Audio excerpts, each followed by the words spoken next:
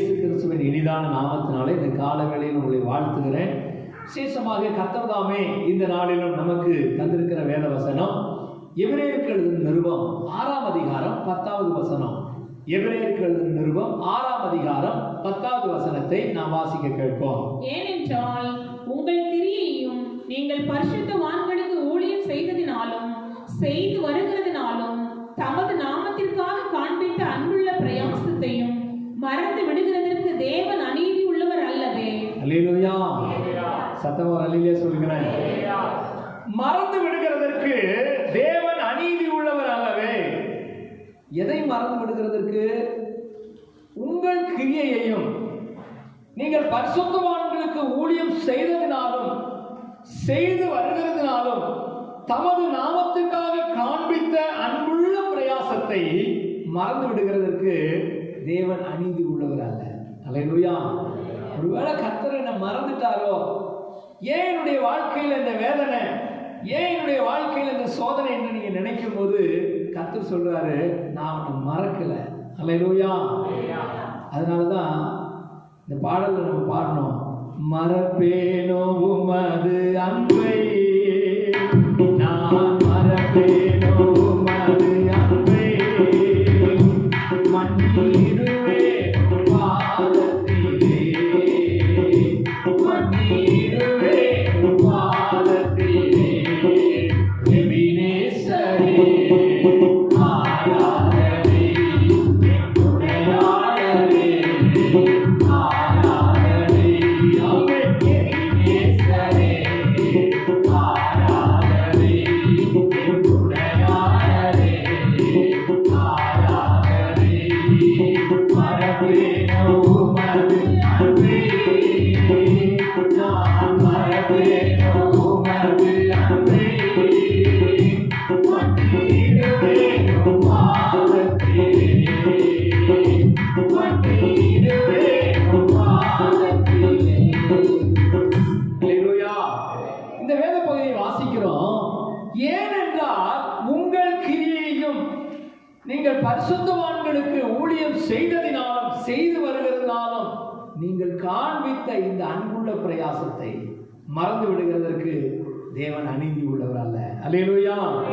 ஆண்டவர் நம்மை மறக்காததுனாலதான், ஆண்டவர் நம்மை மறந்து விடாததுனாலதான் நாம் இங்கே வந்து உட்கார்ந்துருக்கோம். அல்லேலூயா. ஒரு மனிதன் இப்படியாக ஒரு சொப்பனம் கண்டான். அந்த சொப்பனத்துல 2 பேர் நடந்து போகிற ஒரு கால் தடங்கள் ஒரு கடற்கரை மணலிலே பதிந்திருக்கிறதை பார்த்தான். பார்த்துட்டு ஆண்டவரிடத்துல கேட்டான், ஆண்டவரே, 2 பேர் நடந்து போகிற கால் தடத்தை பார்க்கிறேன், இந்த கடற்கரை மணல்ல 2 பேர் நடந்து போனதனுடைய அடையாளம் இருக்கிறது, யார் அது அப்படின்னு கேட்டபோது கர்த்தர் சொன்னார், நான் உன்னோடு கூட நடக்கிறேன். அல்லேலூயா. நான் உன் கூடவே நடக்கிறேன் அப்படின்னு சொன்ன உடனே எனக்கு ரொம்ப சந்தோஷம். ஆமா ஆண்டவரே, நீ என் கூட இருக்கிறதுனால தான் நான் இவ்வளவு ஆசீர்வாதமா இருக்கிறேன். நீர் என் கூட வருகிறதுனால தான் என்னுடைய வாழ்க்கையில் இவ்வளவு நன்மைகள் உண்டாயிருக்கிறது. நீர் என் கூட இருக்கிறதுனால தான் இப்படிப்பட்ட ஆசீர்வாதங்களை எல்லாம் நான் பெற்றுக் கொண்டிருக்கிறேன்னு சொல்லி ரொம்ப சந்தோஷப்பட்டான். அதே மனிதன் சில வருஷங்களுக்கு பின்பு இன்னொரு நாள் ஒரு சொப்பனம் கண்டான். அந்த சொப்பனத்துல ஒரே ஒரு மனிதன் நடந்து போன கால் தடங்கள் அந்த கடற்கரை மணலிலே பதிந்திருந்தது. உடனே இவன் அழ ஆரம்பித்து விட்டான். ஆண்டவரே, நீர் என்னை விட்டு போனதுனால, நீர் என்னை கைவிட்டு விட்டு போனதுனால தான் என் வாழ்க்கையில் எவ்வளவு போராட்டம், என் வாழ்க்கையில் எவ்வளவு பிரச்சனை எனக்கு தெரிஞ்சிடுச்சு. நீங்க என்னை விட்டு போயிட்டீங்க, என்னை விட்டு விட்டு போய்விட்டீங்க, அதனாலதான் இந்த சொப்பனத்தை நான் பார்த்தேன் என்று சொன்னான். ஆண்டவர் அவனை கூப்பிட்டு சொன்னாரு, நல்லா பாரு, அந்த கால் தடம் யாருடையது என்று பாரு, அந்த கால் பாதங்கள் யாருடையது என்று பாரு என்று சொன்னார். நல்லா கவனிச்சு பார்க்கலாம், இவனுடைய கால் பாதங்கள் அல்ல, அது ஆண்டவராக இருக்கிற இயேசு கிறிஸ்துவுடைய பாதங்கள். அல்லேலூயா. ஆண்டவர்கிட்ட கேட்கிறேன், ஆண்டவரே, என்ன ஆண்டவரே, ஒரே ஒரு மனிதன் நடந்த உடனே நான் தான் நடக்கிறேன்னு நினைச்சேன், என்ன ஆண்டவரேன்னு கேட்ட உடனே ஆண்டவர் சொன்னாரு, நீ இந்த பாடுகளின் மத்தியில, உபத்திரவத்தின் மத்தியில, இந்த கண்ணீரின் பாதையில நீ தனியாய் நடந்தால் சோர்ந்து போவாய் என்று உன்னை என் தோளின் மேல உட்கார வைத்து நான் நடந்து போனேன் என்று கர்த்தர் சொன்னார். அல்லேலூயா. சத்தமா அல்லேலூயா சொல்லுங்களேன். ஆண்டவர் ஒரு பாடு வந்த உடனே, உபத்திரம் வந்து விட்டுட்டு ஓடுறவர் கிடையாது. நம்மை விட்டு ஓடி போகிறவர் தெய்வம் அல்ல, நம்மை தோளின் மேலே சுமக்கிற ஒரு தெய்வம். அல்லேலூயா. அவர் நம்மை சுமக்காவிட்டால், அவர் நம்மை சுமந்து கொண்டு நம்ம யோசிச்சு பாருங்க, பின்னால திரும்பி பாருங்க, எத்தனை காலங்களில் எத்தனை நேரங்களில் அவர் நம்மை சுமந்து கொண்டு வந்தார் என்பதை நீங்கள் உணர்ந்து கர்த்தருக்கு நன்றி சொல்ல ஆரம்பிச்சிருக்கீங்க. அல்லேலூயா. அதான் ஆண்டவர் சொல்றாரு, நீங்கள் காண்பித்த அந்த அன்புள்ள பிரயாசத்தை, நீங்கள் என் நாமத்துக்காக காண்பித்த அன்புள்ள பிரயாசத்தை மறந்து விடுகிறதற்கு நான் அநீதி உள்ளவன் அல்ல, நான் மறந்து விடுகிற தேவன் அல்ல, அதை நினைவு கூர்ந்து ஆசீர்வதிக்கிறது. அல்லேலூயா. சத்தம் ஒரு அல்லேலூயா சொல்லுங்களேன். இந்த பிரசங்கத்தை பல வருஷங்களுக்கு முன்பாக ஒரு ஊழியக்காரர்கள் கூடியிருந்த ஒரு கூட்டத்தில் நான் பிரசங்கம் பண்ணேன். அது வேற ஒரு வியூவில். எப்படி அப்படின்னு சொன்னா, இந்த வசனத்தை அப்படியே யோசித்து, நீங்கள் பரிசுத்தவான்களுக்கு ஊழியம் செய்ததினாலும் செய்து வருகிறதுனாலும், சிலர் சொல்லுவாங்க, நான் அந்த காலத்துல அப்படிலாம் செஞ்சேன், இப்படிலாம் செஞ்சேன், ஆண்டவருக்காக அதை சாதித்தேன், இதை சாதித்தேன்னு சொல்லுவாங்க. ஆனா இப்போ என்ன பண்றீங்க? செய்ததினால் அல்ல, செய்து வருகிறதுனால் அப்படிங்கிறத வச்சு நான் பிரசங்கம் பண்ணேன். அது முடிஞ்ச உடனே ஒரு ஊழியக்காரர் வந்து என்கிட்ட கேட்டாரு, பாஸ்டர் இந்த பிரசங்க குறிப்பை எனக்கு கொஞ்சம் எழுதி கொடுத்துருக்கேன். அல்லேலூயா. சத்தமா ஒரு அல்லேலூயா சொல்லுங்களேன்.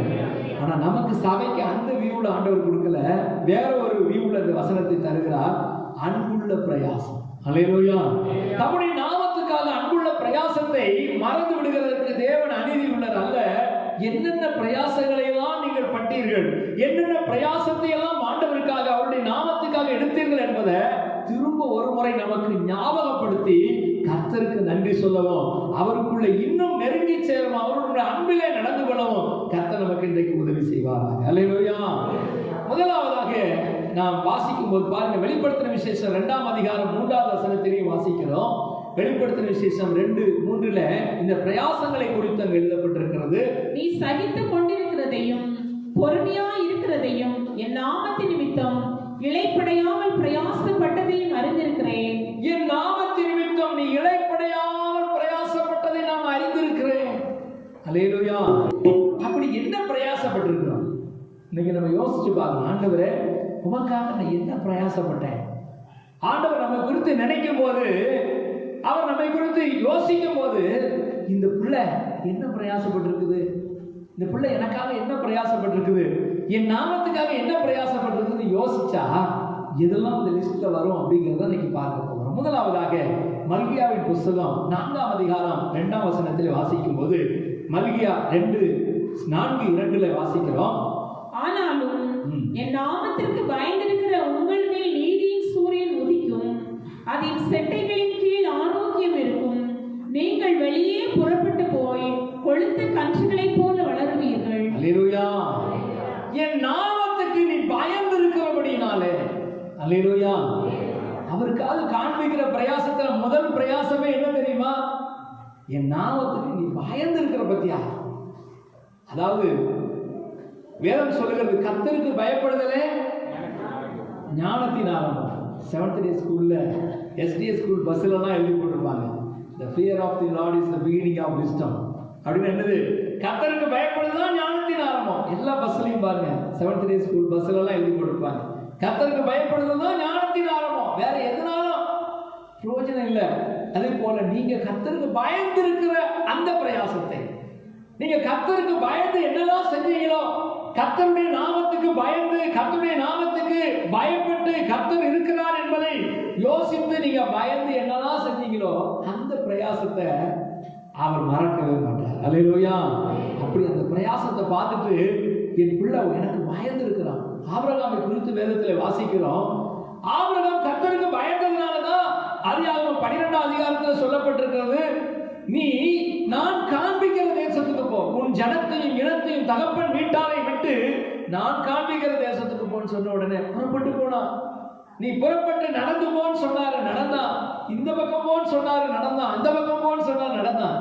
ஆனா எப்ப தெரியுமா ஆண்டவர் அவனை பார்த்து சொல்றாரு, என் நாமத்துக்கு பயப்படுகிறவன் என்று தன்னுடைய சொந்த குமாரனை, தன்னுடைய ஒரே குமாரனை பலி செலுத்துகிறதற்கு கேட்ட போது கூட அவன் முடியாத ஆண்டவரேன்னு சொல்லாம கொண்டு போய் மோரியா மலையின் மேல பலிபீடத்தை கட்டி, அந்த பலிபீடத்தின் மேல விறகுகளை அடுக்கி தன்னுடைய குமாரனை அதுல படுக்க வச்சு கத்திய ஓமும் போது, நிறுத்து, அல்லேலூயா, இப்பொழுது நீ எனக்கு பயந்திருக்கிறவன் என்று அறிந்திருக்கிறேன். அல்லேலூயா. சத்தமா ஒரு அல்லேலூயா சொல்றேன். நீங்க கர்த்தருக்கு பயந்து இருக்கீங்களா? கர்த்தருக்கு பயப்படுகிற பயம் நமக்குள்ள இருக்குதா? கர்த்தருக்கு பயந்திருக்கிறோம் என்று சொல்லுகிறவர்கள் ஒரு அல்லேலூயா சொல்லுங்களேன். அல்லேலூயா. அப்படியான உங்க பிரயாசத்தை கர்த்தர் மறக்கவே மாட்டார். அல்லேலூயா. ஏன் தெரியுமா? கர்த்தருக்கு பயப்படுதல் ஞானத்தின் ஆரம்பம். கர்த்தருக்கு பயந்தவர்கள் எப்படி இருக்காங்க? ஒருவரோடு பேசிக்கொள்வார்கள். கர்த்தர் அதை கவனித்து கேட்பார். கர்த்தருக்கு பயந்தவங்க என்ன பேசுவாங்க? கர்த்தருக்கு பயந்தவங்க என்ன பேசுவாங்க? ஊர் கதை, உலக கதை பேசுவாங்களா? மற்றவங்க கதையை பேசுவாங்களா? ஒருவர் பார்க்கும்போது என்ன பேசுவாங்க? கர்த்தர் குறித்தே பேசுவாங்க. அல்லேலூயா. சொல்லுங்களேன். ஆனா நம்ம ரெண்டு பேரும் சேரும்போது என்ன பேசிக்கிட்டு இருக்கிறோம்? ஒருவர் பார்த்து என்ன பேசிக்கிட்டு இருக்கிறோம்? கர்த்தருக்கு பயந்திருக்கிறோம்னு சொல்றோம். கர்த்தருக்கு பயப்படுகிற பயம் எனக்குள்ள இருக்குதுன்னு சொல்றோம். ஆனா உண்மையிலே கர்த்தருக்கு பயப்படுகிறவர்கள் என்ன பேசுவாங்க அப்படின்னு சொன்னா, கர்த்தரை குறித்து, அவருடைய நாமத்தை குறித்து, அவருடைய நாமத்தின் மகிமையை குறித்து, அவருடைய நாமத்தின் மேன்மையை குறித்தே பேசுவோம். அல்லேலூயா. அல்லேலூயா. அதனாலதான் வேதத்தில் சொல்லப்பட்டிருக்கிறது, கர்த்தருக்கு பயந்தவர்கள் ஒருவரை கனம் பண்ணுவார்கள். அல்லேலூயா. ஒருவரை கனம் பண்ணுவாங்க. கனம் பண்ணுகிறதுல முந்திக் கொள்வார்கள். கர்த்தரை குறித்தும் அவருடைய வல்லமையை குறித்தும் பேசுவாங்க. அல்லேலூயா. சத்தமா அல்லேலூயா சொல்லுங்களேன். வேதத்துல சொல்லப்பட்டிருக்கிற கர்த்தருக்கு பயப்படுதல நம்முடைய வாழ்க்கையில நாம் அபியாசப்படுத்தி இருக்கிறோமா? பயன்படுத்தி இருக்கிறோமா? உண்மையிலே கர்த்தருக்கு நாம பயந்து இருக்கிறோமா? அப்படி பயந்து இருந்தோம்னா இந்த அன்புள்ள பிரயாசத்தை அவர் மறக்கவே மாட்டார். அல்லேலூயா. எனக்கு பயந்து என்னுடைய நாமத்துக்கு பயந்து என்னுடைய பிள்ளை எடுத்த பிரயாசத்தை, என்னுடைய மகன் எடுத்த பிரயாசத்தை, என்னுடைய மகள் எடுத்த பிரயாசத்தை நான் மறக்க மாட்டேன். ஒருவேளை மனுஷன் மறந்து போகலாம். மனுஷங்களுக்கு நீங்க எவ்வளவு பிரயாசப்பட்டு, ஒருத்தர் சொல்லுவாரு, பிரதர் நான் ஹாஸ்பிட்டல் இருக்கிறேன், என்னால முடியல, எனக்கு ஏதாவது கடன் வாங்கித்தாங்க. நீங்க கடன் வாங்குறதுக்கு ஒவ்வொரு வீடா போய் கதவை தட்டி இருப்பீங்க. பிச்சை எடுத்த மாதிரி ஒவ்வொருத்தருக்கா கடன் வாங்கி கொண்டு போய் கொடுத்துருப்பீங்க. ஆனா அவன் சுகமாகி வந்ததுக்கு அப்புறம் உங்களை மதிப்பான்னு நினைக்கிறீங்க? உங்களை கண்டுக்குவான்னு நினைக்கிறீங்க? கண்டுக்கவே மாட்டான். அவன் என்ன தெரியுமா சொல்லுவான்? நீ சும்மாவா கொடுத்த? கடன் வாங்கி தானே கொடுத்த, கடன் தானே நான் திருப்பி கொடுத்துட்டேன்ல அப்படிமா. ஆனா அன்னைக்கு பைபிள் சொல்லுகிறது, ஏற்ற சமயத்தில் சொல்லப்பட்ட வார்த்தை வெள்ளி தட்டில் வைக்கப்பட்ட பொற்பழங்களுக்கு சமம். அப்ப அந்த நேரத்தில் நான் உதவி செய்யாவிட்டால், அந்த நேரத்தில் நான் உனக்கு ஹெல்ப் பண்ணாவிட்டால் நீங்க இருந்திருக்கவே மாட்டேன். அல்லேலூயா. ஆனா இதெல்லாம் மனுஷன் மறந்து போவான். ஆனா கர்த்தருக்காக நீங்கள் காண்பிக்கிற இந்த அன்புள்ள பிரயாசத்தை மறந்துவிட அவர் அநீதி உள்ளது. அல்லேலூயா. கரங்களை தட்டி ஆண்டவரை மகிமைப்படுத்துவோமா? மறப்பேனோ உமது அன்பை, நான் மறப்பேனோ உமது அன்பை, மன்னிடுவே உம் பாதத்திலே, மன்னிடுவே உம் பாதத்திலே, எதிரேசரே ஆராதனை, துணையாளரே ஆராதனை, எதிரேசரே ஆராதனை, துணையாளரே ஆராதனை, மறப்பேனோ உமது அன்பை, நான் மறப்பேனோ உமது அன்பை, மன்னிடுவே உம் பாதத்திலே, மன்னிடுவே உம் பாதத்திலே. அல்லேலூயா. அப்போ அவர் நம்முடைய பிரயாசத்தை மறக்காத தேவன், அந்த அன்புள்ள பிரயாசத்தை மறந்து விடுகிற தேவன் அல்ல. இன்னொரு காரியத்தை வாசிக்கிறோம். மல்கியாவின் புஸ்தகம் 2ஆம் அதிகாரம் 5ஆம் வசனத்திலே வாசிக்கும் போது, மல்கியா 2:5 வாசிக்கிறோம். அவனோடே பண்ணின என் உடன்படிக்கை ஜீவனும் சமாதானமாக இருந்தது. அவன் எனக்கு பயப்படும் பயத்தோடு இருக்க வேண்டும் என்று இவைகளை அவனுக்கு கட்டளையிட்டேன். அல்லேலூயா. கர்த்தருக்கு பயப்படுகிற பயத்தோடு கூட நாம் இருக்க வேண்டும் என்று தான் கட்டளைகளை, பிரமாணங்களை தந்திருக்கிறார். பைபிள்ல அநேக வரிசை கிரமத்தை நாம் பார்க்கிறோம். ஆதியாகமத்திலிருந்து நீங்க பாத்தீங்கன்னா, ஆதாம் ஏவாளை பெற்றானா? அல்லேலூயா. ஆதாமின் வம்ச வரலாறு அப்படின்னு இருக்குது. அந்த ஆதாமின் வம்ச வரலாறு எடுத்து பார்த்தீங்கன்னா வரிசையா அப்படியே ஒவ்வொரு மனிதனாய் போட்டிருக்கோம். இது அப்படியே ரிவர்ஸ்ல பின்பக்கமாய் பார்த்தீங்க அப்படின்னு சொன்னா, ஆதாமை குறித்து ஆங்கில வேதாகமத்தில், தமிழ் பைபிள் இல்லை, இங்கிலீஷ் பைபிள்ல ஒரு வெர்ஷன்ல எப்படி எழுதப்பட்டிருக்குன்னா Adam is son of God அப்படின்னு இருக்கு. அல்லேலூயா. அப்படின்னா என்ன அர்த்தம்? ஆதாம் யாருடைய மகன்? தேவனுடைய மகன். அல்லேலூயா. ஒவ்வொருத்தருக்கும் இவன் இவனுடைய மகன், இவன் இவனுடைய மகன், இவன் இவனுடைய மகன் வரிசையா போட்டிருக்குது. ஆனா ஆதாம் தேவனுடைய மகன். ஏன் ஆண்டவர் அவனை பூமியில சுயாதீனம் உள்ள நினைவுள்ளவனாய், சுயாதீனம் உள்ள புத்தி உள்ளவனாய் படைத்து ஒரே ஒரு காரியத்தை மட்டும்தான் அவனுக்கிட்ட கேட்டார். நீ பூமியில் இருக்கிற எல்லாவற்றையும் ஆண்டுகொள், இந்த தோட்டத்தில் இருக்கிற சகல கனி விருட்சங்களை நீ சாப்பிட்டுக்கொள், ஆனா தோட்டத்தின் நடுவில் இருக்கிற மரத்தின் கனியை மாத்திரம் நீ என்ன செய்யக்கூடாது? பூசிக்க கூடாதுன்னு சொன்னார். அல்லேலூயா. எதுக்காக அதை சொன்னார் தெரியுமா?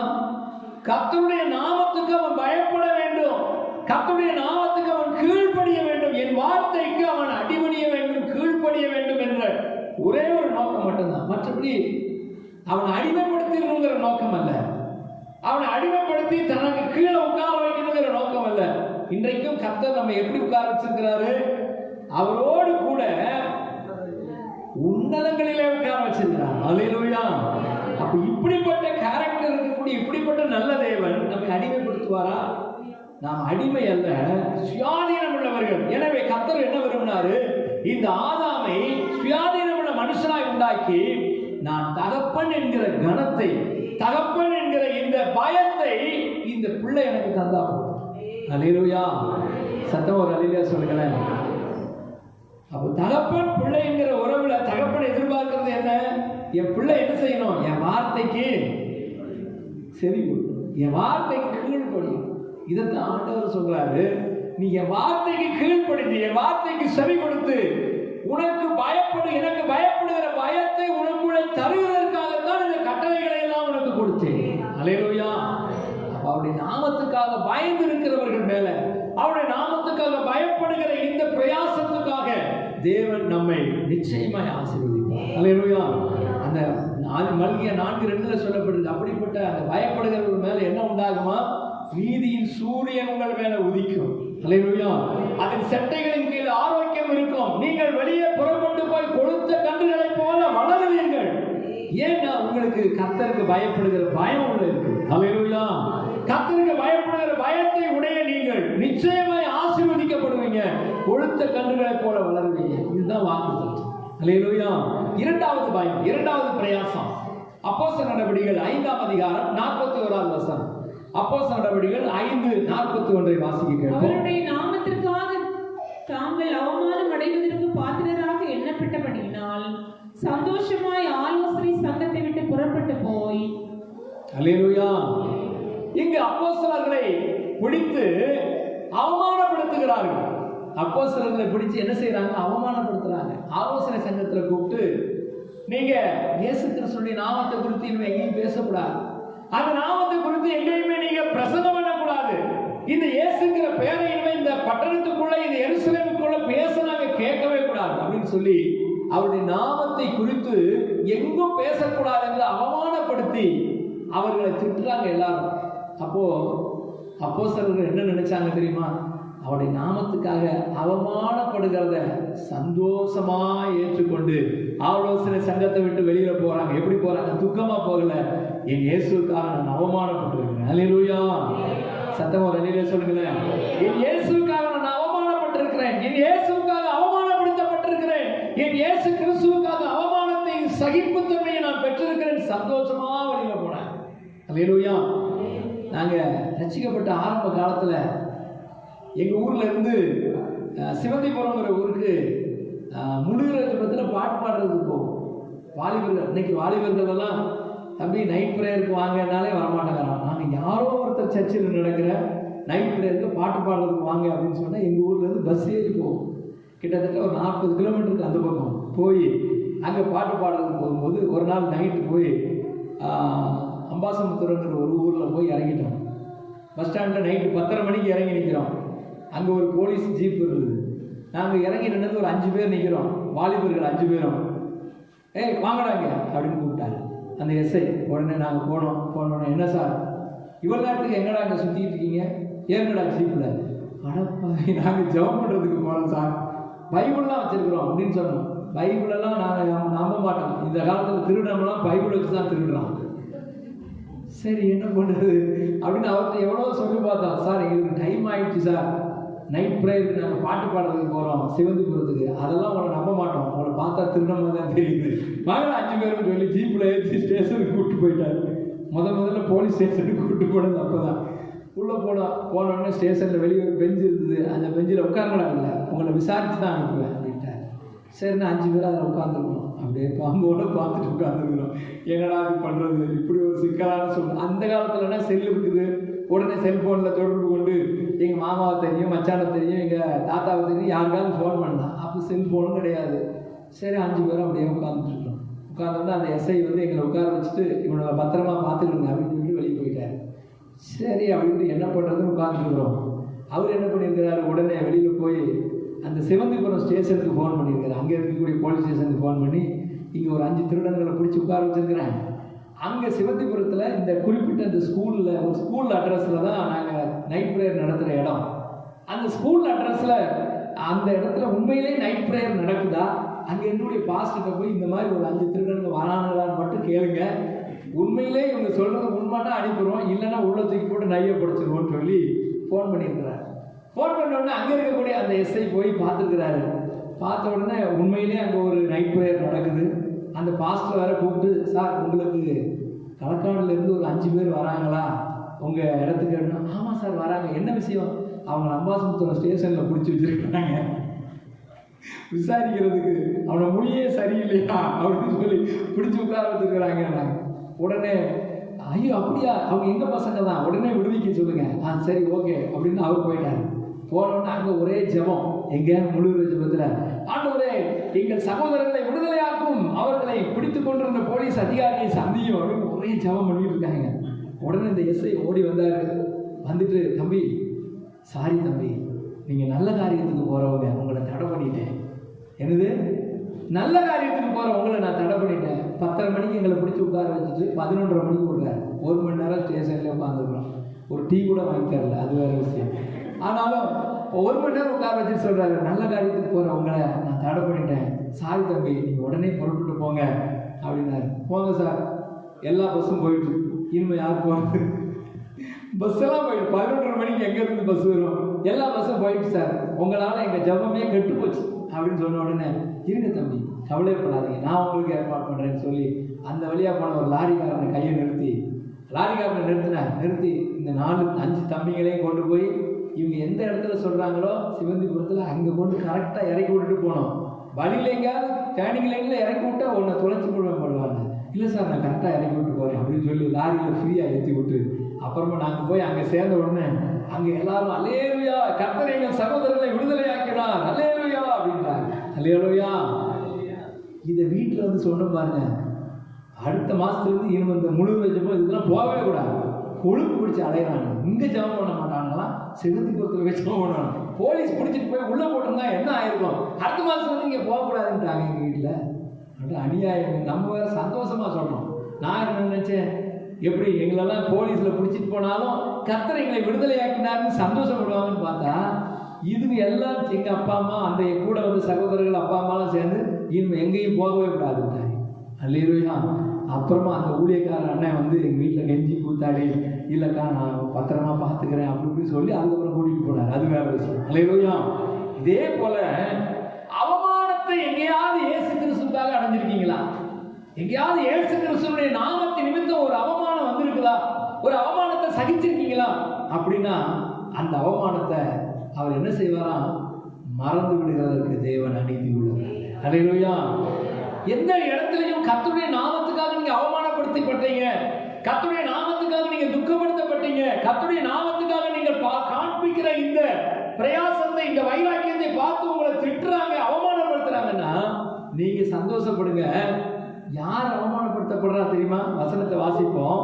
1 பேதுரு 4ஆம் அதிகாரம் 14ஆவது வசனத்தில் வாசிக்கிறோம். 1 பேதுரு 4:14 நீங்கள் கிறிஸ்துவின் நாமத்தின் நிமித்தம் நிந்திக்கப்பட்டால் பாக்கியவான்கள், ஏனென்றால் தேவனுடைய ஆவியாகிய மகிமையுள்ள ஆவியானவர் உங்கள் மேல் தங்கி இருக்கிறார், அவர்களாலே தூஷிக்கப்படுகிறார், உங்களாலே மகிமைப்படுகிறார். அல்லேலூயா. சத்தமா அல்லேலூயா சொல்லுங்க. ஒரு ரகசியம் உள்ள இருக்குது பாருங்க. நீங்கள் கிறிஸ்துவின் நாமத்தின் நிமித்தம் நிந்திக்கப்பட்டால், நீங்க கிறிஸ்தவரா இருக்கிறதுனால, இயேசு கிறிஸ்துவை ஃபாலோ பண்ணுகிறதுனால, கர்த்தருக்கு நாமத்துக்கு மகிமைக்கு நீங்கள் வைராக்கியம் காண்பிக்கிறதுனால நீங்க நிந்திக்கப்பட்டா நீங்க சந்தோஷமா இருங்க. ஏன்னா கர்த்தருடைய ஆவியானவர் யாருக்குள்ள தங்கி இருக்கிறாரு? நமக்குள்ள ஆவியானவர் தங்கி இருக்கிறதுனால உங்களை பார்த்து ஒருத்தர் திட்டுறான்னா யாரை திட்டுறதா அர்த்தம்? அவரை திட்டுறான். பாருங்க, எழுதப்படுது, அவர்களாலே தூசிக்கப்படுகிறார், உங்களாலே மகிமைப்படுகிறார். அல்லேலூயா. சத்தமா அல்லேலூயா சொல்லுங்களேன். ஒருவேளை ஆண்டவருடைய நாமத்துக்காக நான் அவமானப்படுத்தப்பட்டுட்டேன், ஆண்டவருடைய நாமத்துக்காக நான் துக்கப்படுத்தப்பட்டு விட்டேன், ஆண்டவருடைய நாமத்துக்காக எனக்கு ஒரு அவமானம் வந்துச்சு, துக்கமே படாதீங்க, அதனால சந்தோஷப்படுங்க. அப்படி நீங்க சந்தோஷப்படணும்னா நீங்க யோசிக்கணும், எனக்குள்ள இருக்கிற ஆவியானவர் அவன் திட்டுறான். அல்லேலூயா. எனக்குள்ள இருக்கக்கூடிய ஆவியானவரை அவன் துக்கப்படுத்துகிறான், நானும் அவரை மகிமைப்படுத்துகிறேன். அல்லேலூயா. ஆண்டவருடைய வசனம் என்ன சொல்லுது பாருங்க, அவருடைய நாமத்துக்காக நீங்கள் காண்பிக்கிற அன்புள்ள பிரயாசம். ஃபர்ஸ்ட்ல அவருடைய நாமத்துக்கு பயப்படுகிற ஒரு பிரயாசம், இரண்டாவது அவருடைய நாமத்துக்காக படுகிற அவமானங்கள் ஒரு பிரயாசம். நீங்க நினைக்கலாம், நான் ஆண்டவருடைய நாமத்துக்காக தானே போனேன், ஏன் வழியில எனக்கு ஆக்சிடென்ட் ஆயிடுச்சு, ஆண்டவருடைய நாமத்துக்காக தானே போனேன், ஏன் எனக்கு இது நடந்துச்சு அப்படின்னு நீங்க கேட்கலாம். ஆண்டவர் என்ன சொல்றாரு தெரியுமா? அது கர்த்தருடைய நாமத்தின் மகிமைக்காகவே நடந்துச்சு. அல்லேலூயா. ஒருவேளை அவங்க என்னையே திட்டினாங்க, வழியில ஏன் அவமானப்படுத்தினாங்க, வழியில ஏன் துக்கப்படும்படியான ஒரு காரியம் நடந்துச்சு, ஆண்டவருக்காக தானே வந்தேன், வழியில ஏன் பஞ்சர் ஆச்சு, இப்படிலாம் நம்ம கேட்போம். பஞ்சர் ஆகுறது கூட நல்லதுதான். அல்லேலூயா. சத்தமா அல்லேலூயா சொல்லுங்களேன். ஆண்டவருடைய வசனத்தை நன்றாய் புரிந்து கொண்டோமா, இந்த அன்புள்ள பிரயாசத்தை, கர்த்தருடைய நாமத்துக்காக அவமானப்பட்டதை நீங்கள் சந்தோஷமா எண்ணுங்க, கர்த்தருடைய நாமத்துக்காக நீங்கள் பட்ட அவமானங்களை சந்தோஷமா ஏற்றுக்கொள்ளுங்க. அப்பொழுது ஆவியானவர் உங்களுக்குள்ள இருந்து அவங்களால துக்கப்படுத்தப்படுகிறார், உங்களால மகிமைப்படுகிறார். இதை பார்த்துவிட்டு சும்மா இருக்கிறதுக்கு தேவன் அநீதி உள்ளவர் அல்ல. அல்லேலூயா.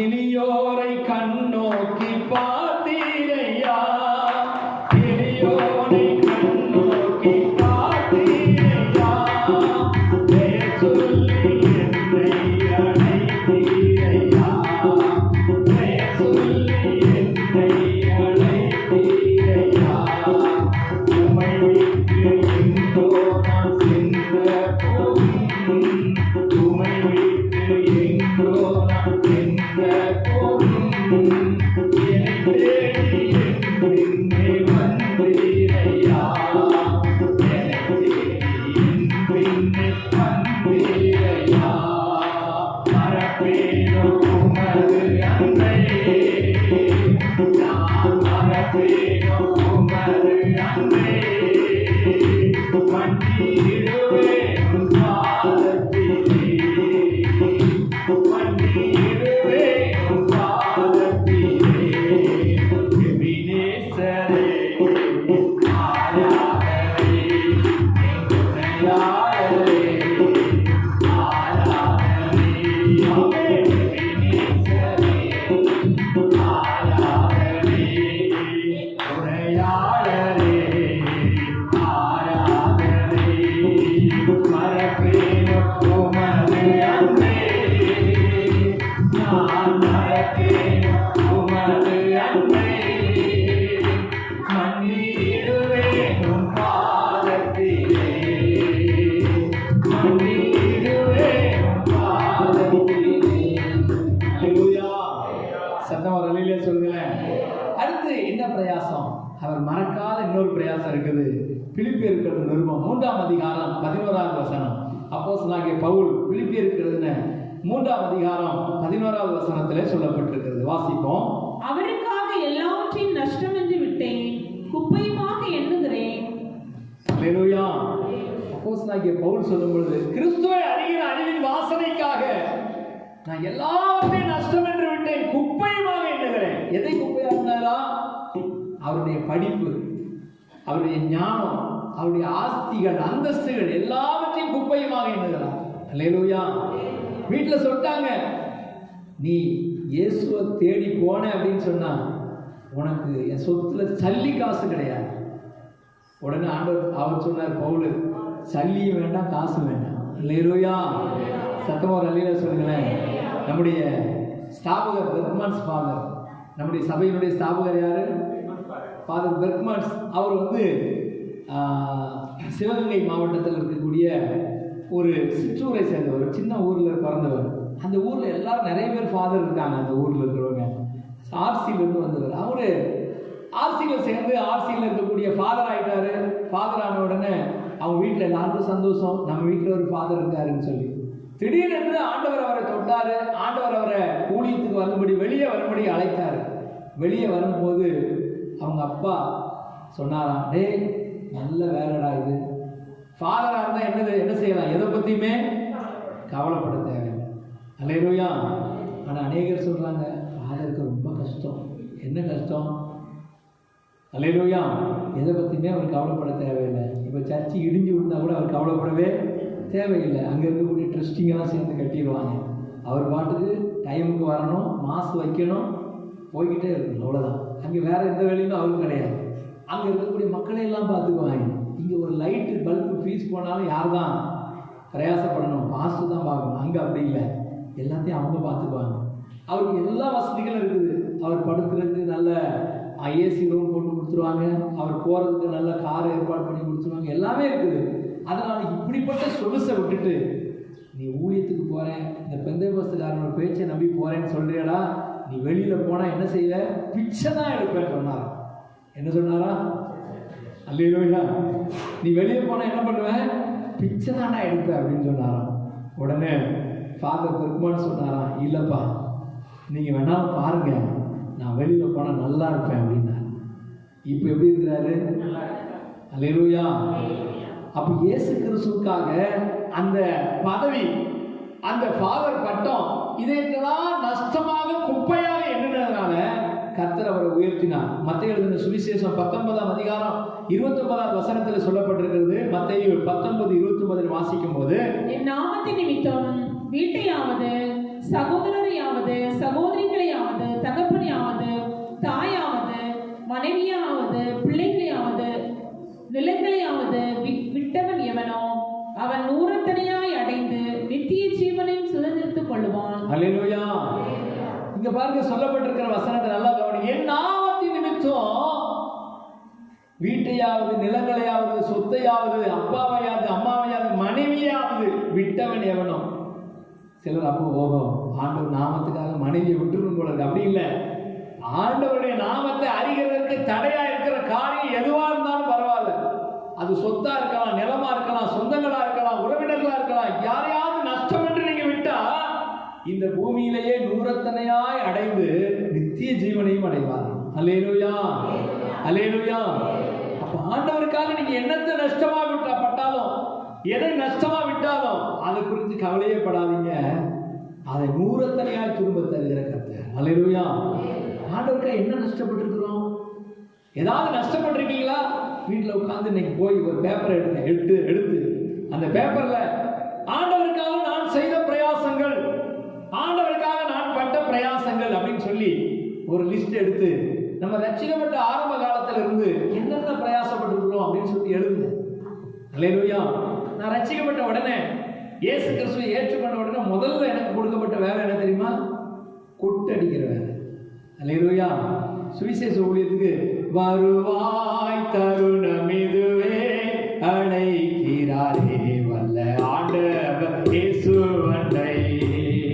வருவாய் தருணம் இதுவே அழைக்கிறாரே வல்ல ஆண்டவர் இயேசு அண்டை. பாட்டு பாடிட்டே போவாங்க. பின்னால் ஒரு சைக்கிள் வரும். அந்த சைக்கிள்ல பின்னால ஒரு ட்ரம் எடுத்து வச்சு அந்த ட்ரம்ல என்ன செய்வேன்? அடிச்சுட்டே போவேன் தெருவில்.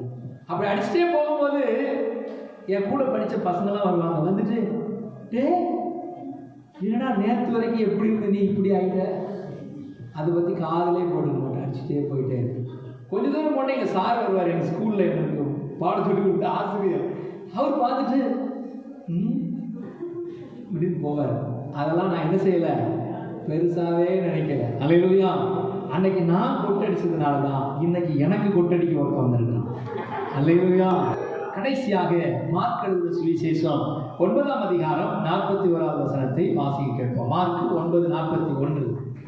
நீங்கள் கிறிஸ்துவின் உடையவர்களாய் இருக்கிறபடினாலே என் நாமத்தின் நிமித்தம் உங்களுக்கு ஒரு கலசம் தண்ணீர் தன் பலனை அடையாமல் போவதில்லை என்று மெய்யாகவே உங்களுக்கு சொல்கிறேன். நீங்கள் கிறிஸ்துவினுடையவர்களாய் இருக்கிறபடினாலே என் நாமத்தின் நிமித்தம் ஒரு கலசம் தண்ணீர் கொடுக்கிறவர். அல்லேலூயா. அதனாலதான் பாஸ்டர் எங்க வீட்டுக்கு வந்தா நான் தண்ணி மட்டும்தான் தருவேன்.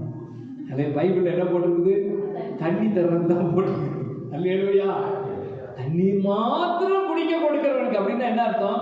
தண்ணி கொடுக்கிறவனையே நான் ஆசீர்வதிக்கிறவன், சாப்பாடு கொடுக்கிறவன் ஆசீர்வதிக்காம விடுவேனா? அல்லேலூயா. அதான் ஆண்டவருடைய வசனம். அந்த வசனத்தை நல்லா புரிந்து கொள்ளணும். தண்ணி கொடுத்தாலே நான் ஆசீர்வதிக்கிறவன்.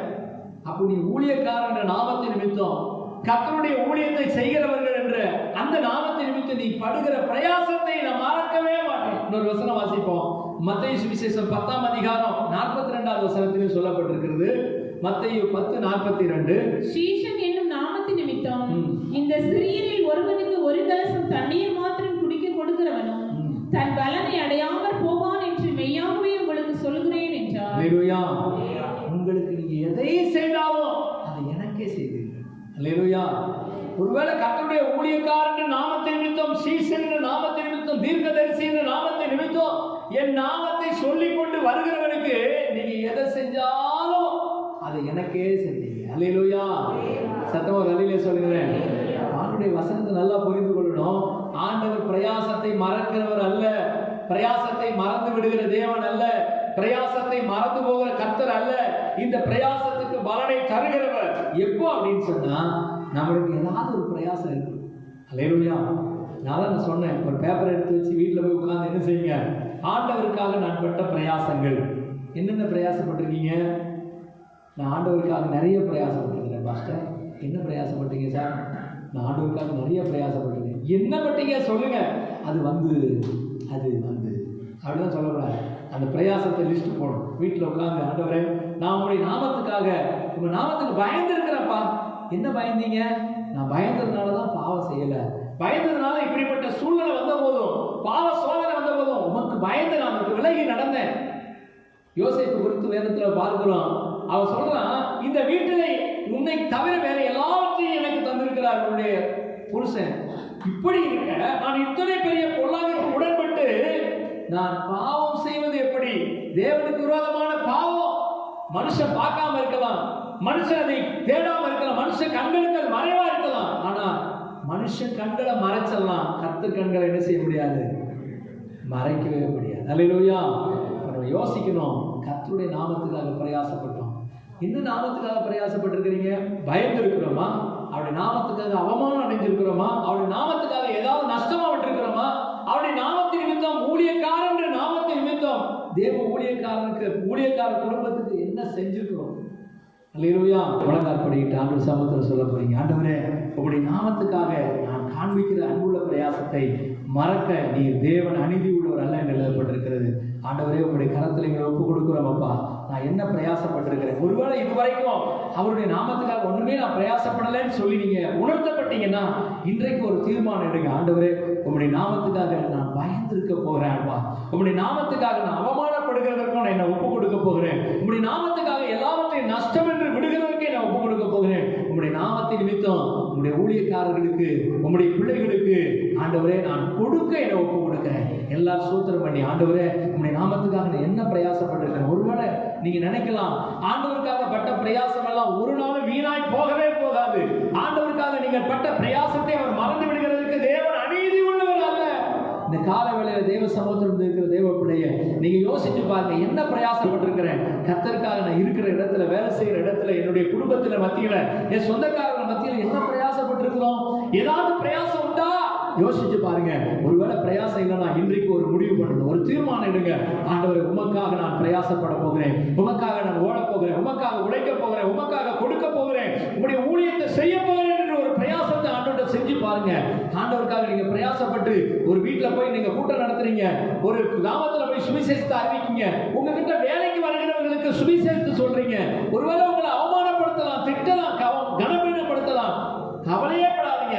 அவங்க உங்களை கனவீனப்படுத்தல, உங்களுக்குள் இருக்கிற ஆவியானவரை கனவீனப்படுத்துகிறார்கள், உங்களை இருக்கிற ஆவியானவரை துக்கப்படுத்துகிறார்கள் என்று சந்தோஷமா தேவனை மகிமைப்படுத்துங்க. சொல்லுங்க. கர்த்தர் இந்த கால வேளையில அவருடைய பரிசுத்த பிரசன்னத்தால் நம்மை நிரப்பி, தம்முடைய ஆவியினால, நம்முடைய அபிஷேகத்தினால வல்லமையால் நிரப்பி நம்மை மேன்மைப்படுத்துவாராக. ஹல்லேலூயா, ஹல்லேலூயா, ஹல்லேலூயா. மறப்பேனோ உமது அன்பை, நான் மறப்பேனோ உமது அன்பை, மன்னிடுவே உம் பாதத்திலே, மன்னிடுவே உம் பாதத்திலே.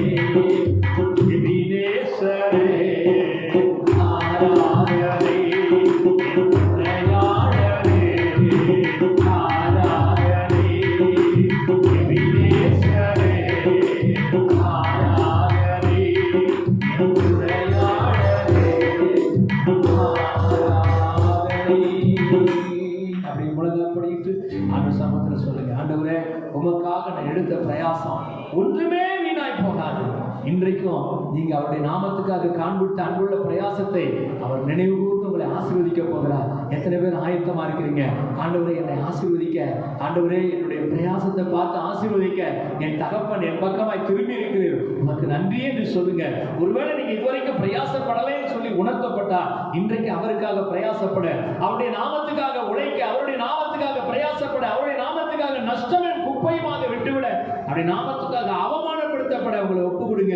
கர்த்தர் நிச்சயமாக உங்களை ஆசீர்வதித்து மேன்மைப்படுத்துவார். கர்த்தாவே, உடைய பிள்ளைகளுடைய நாமத்தை மகிமைப்படுத்த, உடைய நாமத்துக்காக அன்புள்ள பிரயாசத்தை காண்பிக்க தங்களை அர்ப்பணித்த நிமித்தம் கர்த்தர் ஆசீர்வதிங்க. தேவக்காரன் கூட இருக்கட்டும். இயேசு கிறிஸ்துவின் உன்னதமான நாமத்தை வேண்டுகிற நல்ல பிதாவே. அல்லேலூயா. நீங்கள் தொடர்பு கொள்ள வேண்டிய எங்கள் முகவரி: இயேசு நம்மோடு சபை, எண் 54/1, இந்திரா நகர், தென்கனிக்கோட்டை.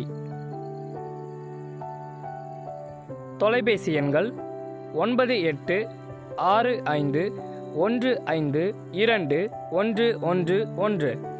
9965157399.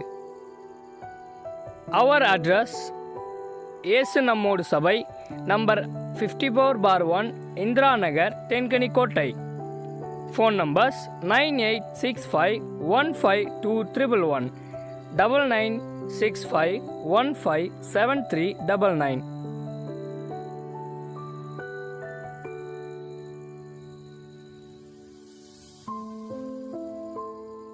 இயேசு கிறிஸ்து உங்களை ஆசீர்வதிப்பாராக. ஆமென்.